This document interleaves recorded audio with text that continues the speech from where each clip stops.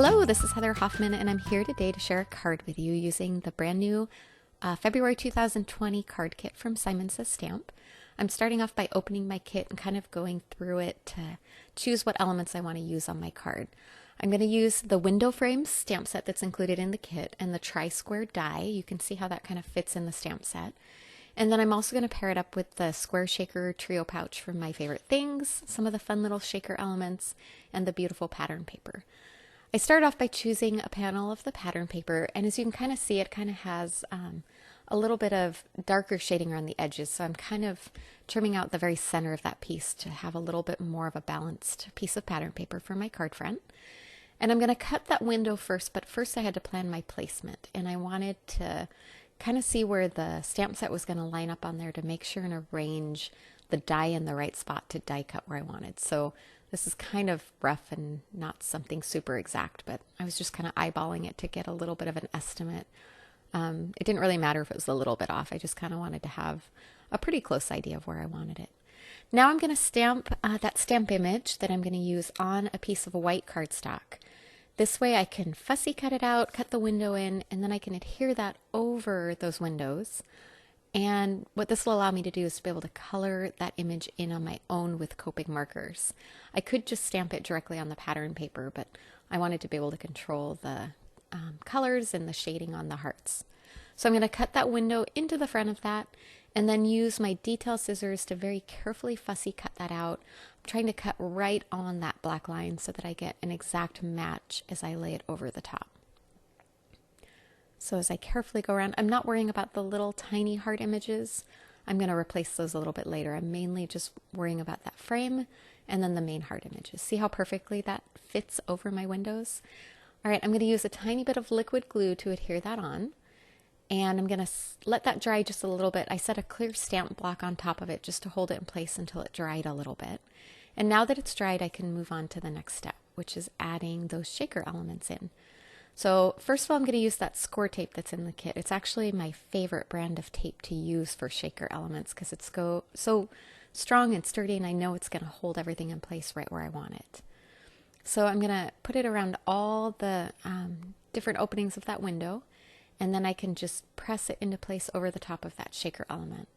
This is the first time I've used these shaker elements, and I really loved just being able to not have to worry about foam adhesive and still make a fun three-dimensional shaker image. And so I added just some more Scor-Tape that I had in my stash that's a wider width. And then at the last minute I decided to go right around that window as well because I wanted to make sure it would seal nice and tight and I wouldn't have anything leak out. And be careful when you do this because if any of your shaker elements move, then it's hard to keep them in place. And excuse my head, I had to get over the top to make sure I had it all lined up perfectly there. All right, now I'm going to open up those shaker elements again. And remember how I said I was going to replace those little ones? I'm going to use those little white shaker elements, the little hearts from that little set of the shaker elements. So it's a perfect kind of three-dimensional way. I thought about tucking an extra one or two in there, and in the end I ended up just sticking with matching up with the stamp image and just putting the hearts in the places I'd cut them off when I fussy cut that image out. All right, my jewel picker works perfect to pick these up and add a little liquid adhesive to adhere them back in place. Now I'm going to move on to my simple coloring of my images, and I'm only using 3 shades of Copic markers for this. I'm not going to color those white additional elements, but I'm going to come around and just color all the hearts. I start off with R20, and then I'm going to come in with my next darkest shade, which is R32, and I'm going to kind of add some shading and shadow. Just a couple hearts at a time, and then I'll come in with that lighter R20 again and kind of blend the line out. And then once I've gone all the way around, I'm going to come in with one shade even darker than that. This is RV13, and this is going to add just a final little bit of depth and shadow. And same thing, I'm going to blend it out with the next lightest color, which in this case is the R32. And then I finished off with the R20 just to color the rest of the white areas in that image, just around the frame.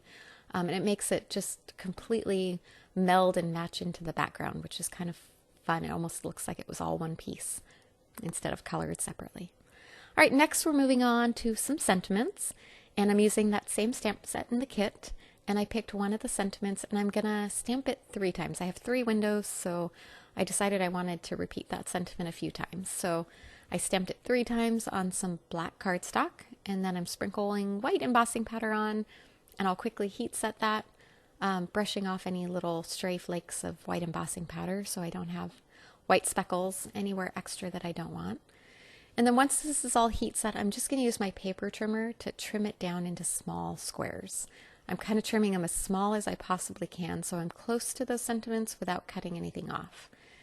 And I kind of played with a few different ways to adhere these on, and in the end I kind of tucked them at some fun different angles just over the top of those shaker windows. I wasn't sure if I was going to put it to the side to start with, or kind of adhere them in any which way in every other direction, but that's what I finally settled on, kind of nestled around the hearts and kind of alternating angles across the front of the card.